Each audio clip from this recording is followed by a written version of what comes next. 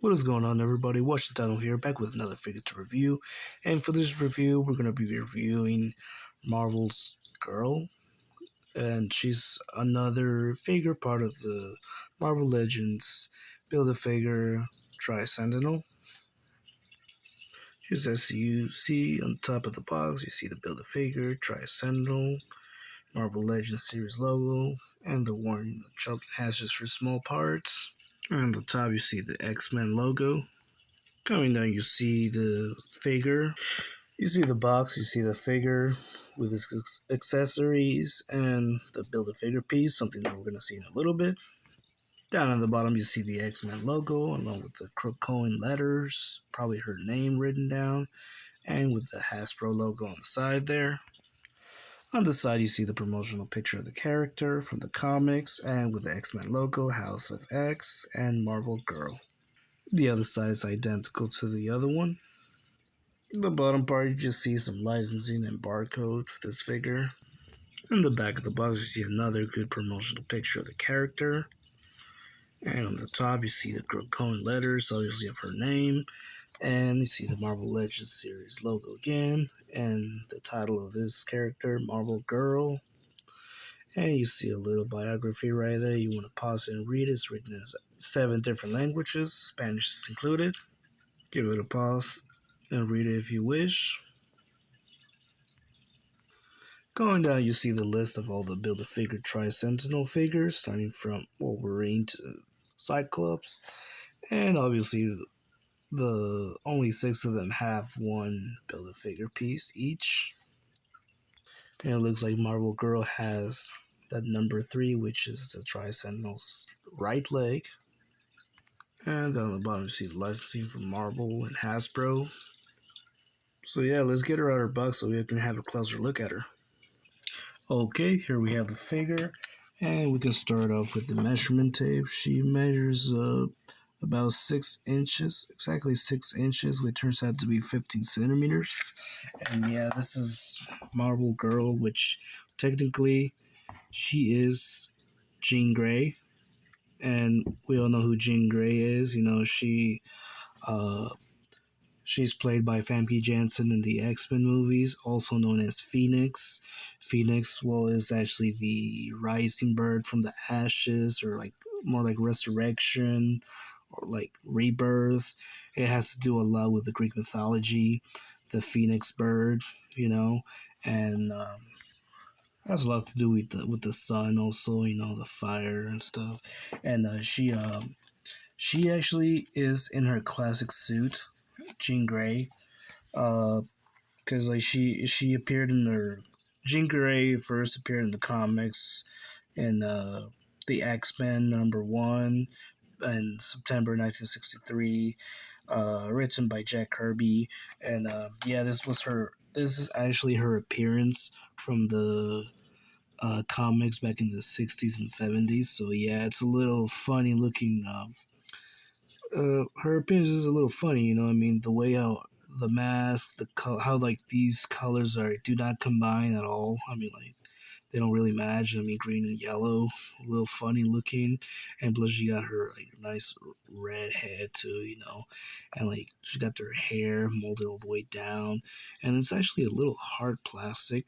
The dress, you know, even though her skirt goes all the way up to her thighs right here, even though it's like a soft not too soft. This actually is a hard plastic, especially this part right here, which this really limits the articulation from her legs here. And yeah, the gloves too, also, you know, matching the mask. The mask, you know, which is kind of weird, you know, it just covers her eyes, the rest of her face is exposed. And yeah, she doesn't have that expressionless face, you know. I mean, you just see, you know, the eyes. You know, the eyes are nicely painted, nicely worked. I mean, yeah, it's just like they always give you this expressless, you know, emotionless face that Marvel Legend always gives us to these characters. And like, yeah, she's also got the X-Men belt right there, and she's wearing heels or boots, I would say. And this, because of this, she does have peg holes, which is good because at first she was a little difficult to get her to stand, but I guess I finally made her, got her to stand a little bit, and yeah, it's a really strange, a little funny, the her costume as a superhero, I mean, like, it was the 60s and 70s, I mean, just look at Adam West as Batman comparing to the current Batman now. Obviously, time, the characters and the appearances always change. So yeah, this is her appearance from the 1960s, and yeah, Jean Grey, now known as the Phoenix. And obviously, her powers are telepathic. She moves things with her mind, just like Charles Xavier or Professor X, however you want to call him, too. For accessories, obviously, they were generous by giving us four accessories in total. And one of the accessories, obviously, is the Build a Figure Piece Tri-Sentinel right leg, like they showed on the box. It's hard to tell that it's actually a right leg or a left leg, you know, because just looking at it, you can't really tell if it's a left or a right leg. You just see it, it's a leg. But just because of the box, it says that it's a right leg, so I'm going with that. It is a right leg. Obviously he's got some hinges right there, and obviously the thigh is obviously a swivel cuts where you can just connect it to it, and yeah, it's got those pivot ankles and also hinge up and down. So yeah. For the other accessory, this tiny accessory is actually a potter, with a plant, more like a mutant plant. It's green with some purple in it, like a purple rose, kind of weird. And also the potter. The potter actually looks like if it was like a grenade or something. Or I don't know, that's just like growing a plant out of it. But yeah, it's really funny looking. Anybody has any information about this plant, the mutation plant, you can just let me know. Let me know in the comments. For the Lex accessory, obviously, it's the last two alternate hands, the left and right, extended, open hands. Although the right one is less, the left one's more open than the right one. So yeah. And for articulation, obviously, she got some limitations. Um, as you can see right there, she has a hinge by the neck. She cannot look up due because of her hair. Her bangs are a little bit more flexible than the part of her back of her hair. Yeah, so she does not look up. She can't hinge up. She does hinge a little bit down, but also again the hairs, the bangs here. Maybe if you try moving them a little to the side, then she can actually look down. But yeah, it's very limitation. She can tilt side to side. She can also move, turn left and right. She can do a full 360, but with some troubles due to the hair. She has the ball joint on the shoulders. She has a good extension on the arms. She can rotate and pull 360 as well. She's got the hinge on both elbows, and she's also got that swivel. She does not have a swivel on the forearms, even though it looks like it, but that's just molding from the gloves. So she does not have that swivel there. So yeah, she does have that swivel on the wrist, and she does have hinge on the wrist as well, both of them. And she does not have that articulation on the app. She does not have the app crunch. That's what I'm trying to say. But she does have that bulge on the waist. She can move all the way around. She can also swivel as well.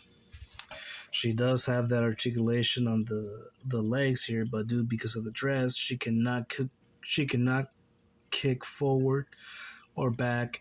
She cannot even split or anything. Maybe because of this part, she can probably a little bit, but yeah, the articulations are very limited on the legs. She does have that thigh swivel.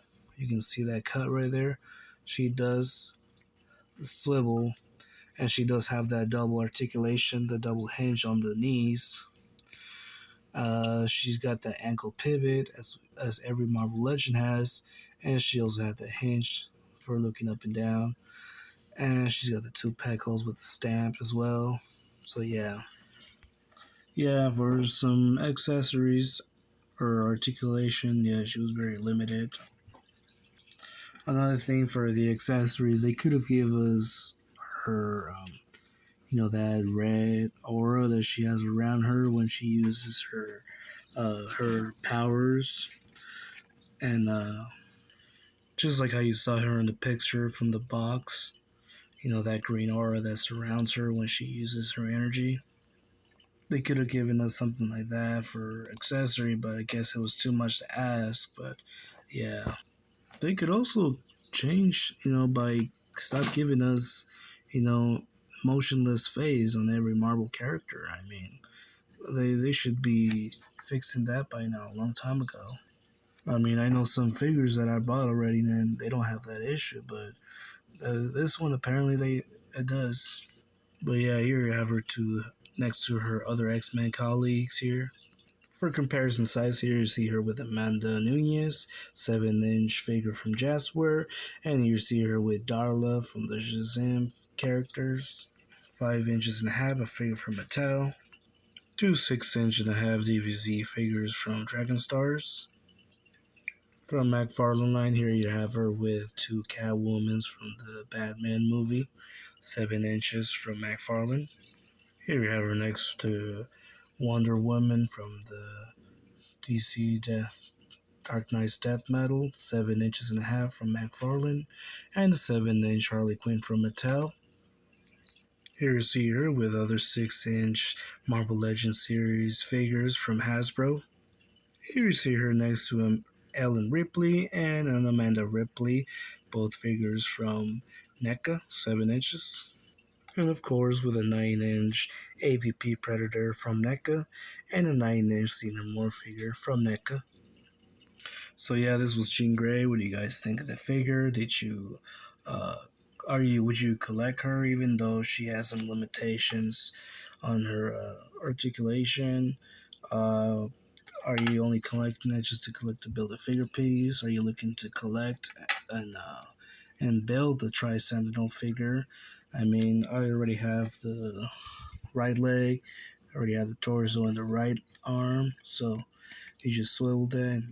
It's almost complete. Just need a couple more figures, and then I'll be completing the Tri-Sentinel. So you guys stay tuned for that. Don't miss the review. You can always subscribe to the channel so that way you don't miss. And make sure to give it a like if you enjoyed it. If you made it this far, thank you for watching. And I'll be posting more figures and more reviews. Thank you guys for watching. I'll be seeing you guys next time.